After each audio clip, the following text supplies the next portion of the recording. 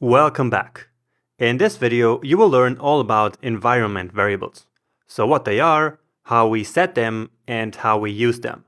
Now, this is not exactly about Express. It really has to do with Node.js development in general, but we really need this in order to move on in the project. And so this is a good time to talk about this.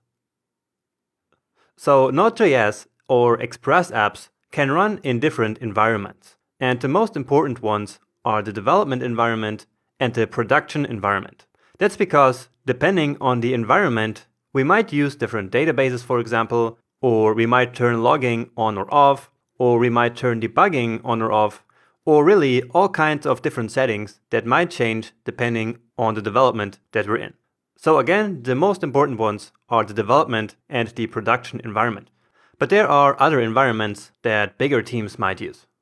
So this type of setting that I just mentioned, like different databases or logging turned on or off, that will be based on environment variables.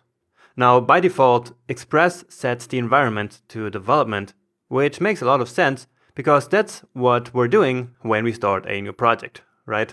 So let's just for the sake of demonstration take a look at that variable, and we're going to do that here in the server.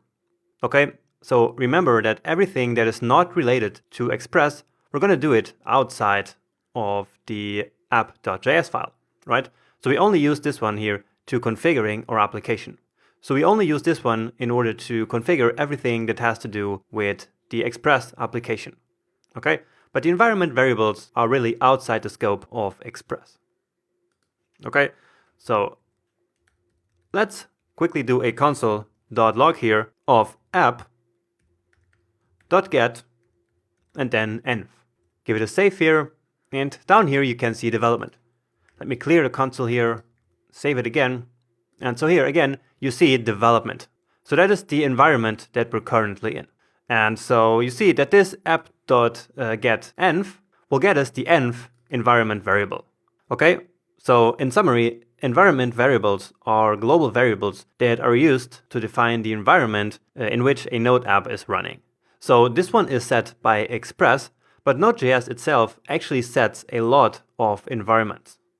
Now, this env variable here is actually set by Express, but Node.js itself actually also sets a lot of environment variables. And so let's actually take a look at those as well. So these ones are located at process.env. Give it a save. And so here we have a bunch of different variables. Okay, and I will not go through all of them, but as you see, there really are a bunch of them. And Node uses most of them internally. For example, it has the current working directory here in this environment variable, and really a bunch of other stuff, as you can see here. Okay, for example, my home folder or my login name. You see the script that we use to start this process. So really a bunch of stuff that for some reason Node.js internally needs. Now these variables, they come from the process core module and were set at the moment that the process started. And as you see, we didn't even have to require the process module, right? It is simply available everywhere automatically. Now in Express, many packages depend on a special variable called node.env. So it's a variable that's kind of a convention which should define whether we're in development or in production mode. Okay? However, Express does not really define this variable, and so we have to do that manually.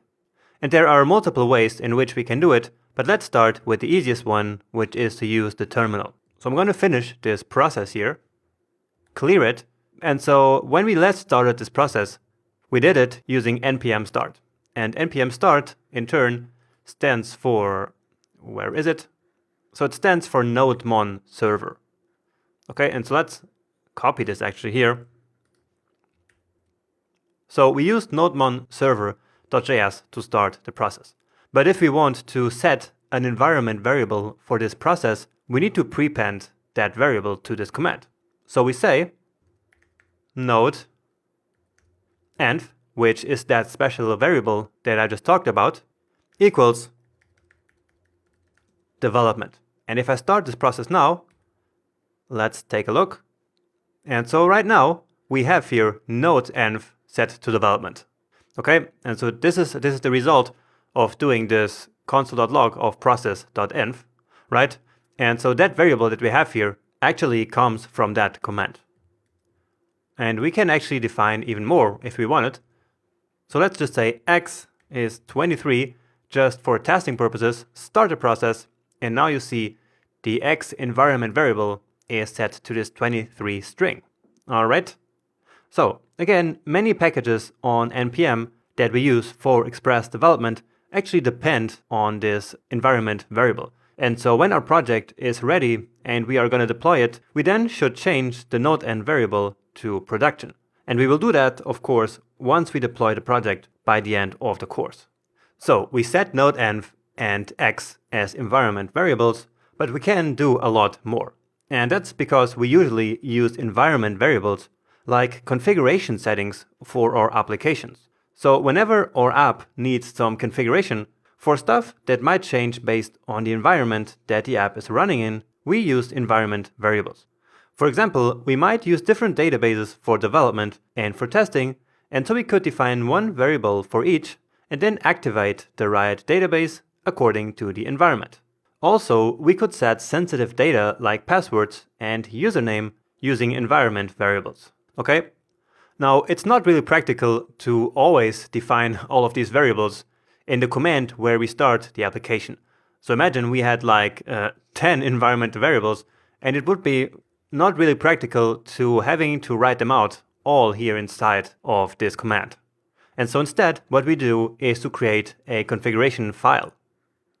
So let me go ahead and create config.env. Okay, and so env is really the convention for defining a file which has these environment variables. And VS Code actually recognizes that and puts this like configuration icon right in the file. So let's now define this variable here and paste it in here. And we can also, well, use some of this sensitive data that I just mentioned. So let's say the user is Jonas in lowercase, and the password is 123456. Okay. Now, as you see, these variable names, they're usually always in uppercase. Okay, so that's kind of a convention that we use, right? Now, in your VS Code, probably all of the text is just white, so you have no syntax highlighting. And I have that because I used this .env extension here. Okay, so if you want your .env files to look nice like this, please go ahead and install that one. So we have user password. Let's also define the port on which our app should be running. So that's also kind of a standard variable that is usually in a .env file like this. And let's set this one to 8000. Now, how do we actually connect this .env file with our Node application? So we need some way of reading these variables from this file and then saving them as environment variables, right? Because right now, this is just a text file, and Node.js has no way of knowing that these variables are in here, okay? And so for that, the standard is kind of using a npm package called .env. So npm install .env. All right. Then let's go over to our server and actually require that module. So const .env is equal to require .env. So simple. And then down here, we can simply use this .env variable, call config on it, and then in there, we just have to pass an object to specify the path where our configuration file is located. So path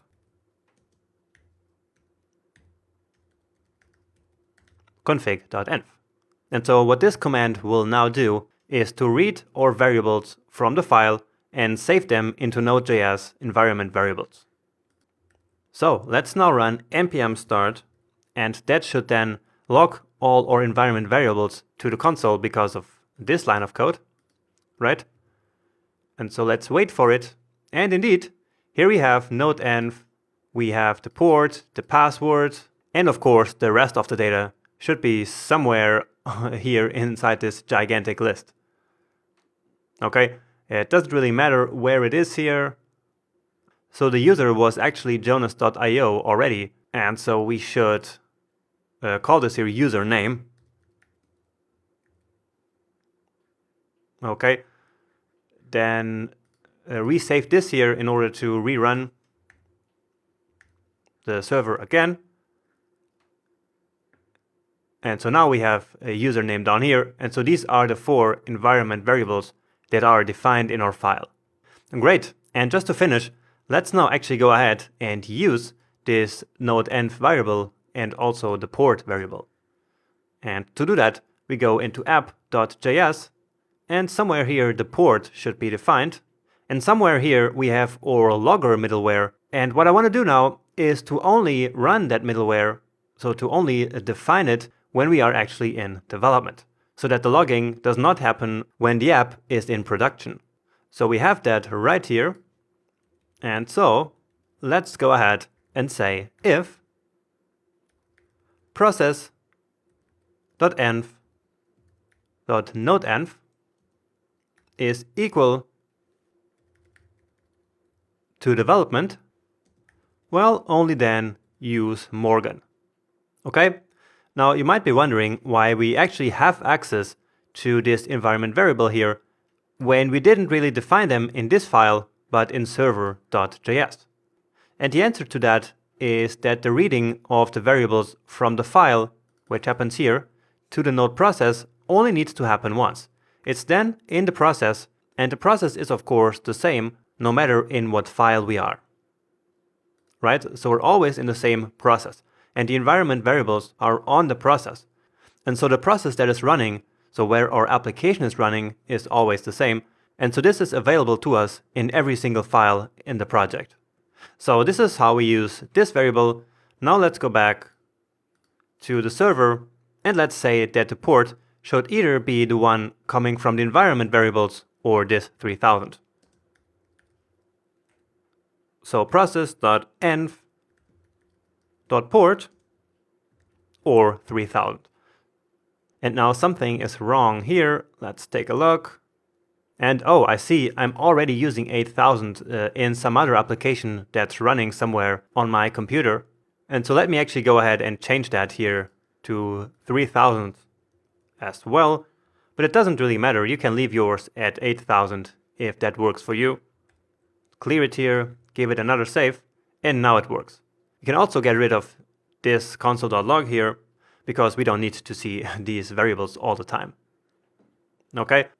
And let's now quickly do an HTTP request to see if our logger still works. And I'm going to do that here in Postman again. So this one,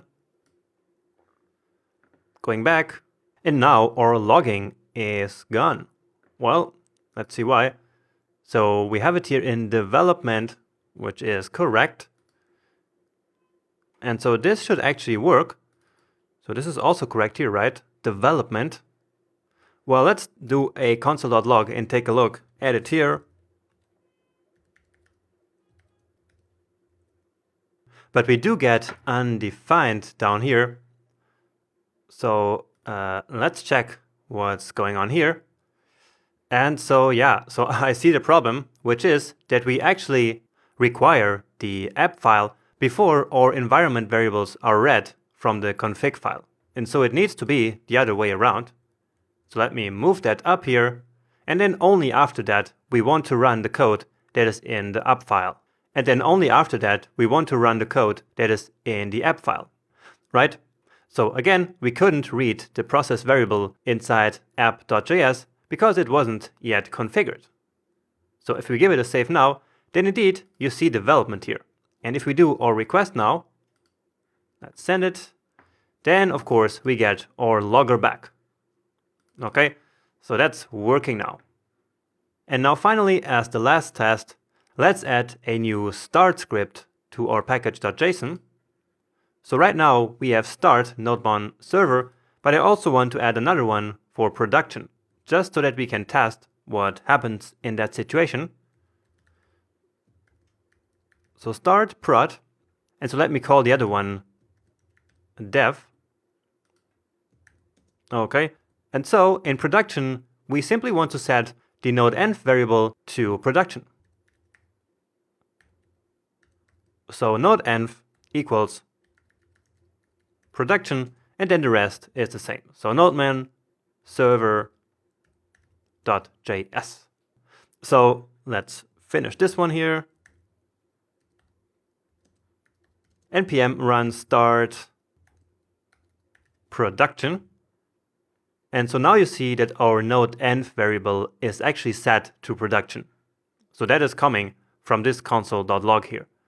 And if we now do this request, we will then not get our logger. Okay, so it's not here as it was before.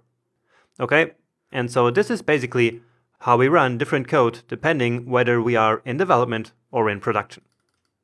So let's get rid of this one here. We can close this one as well. And so let's go back to our development script, of course. So npm run start dev. And all right, here we are.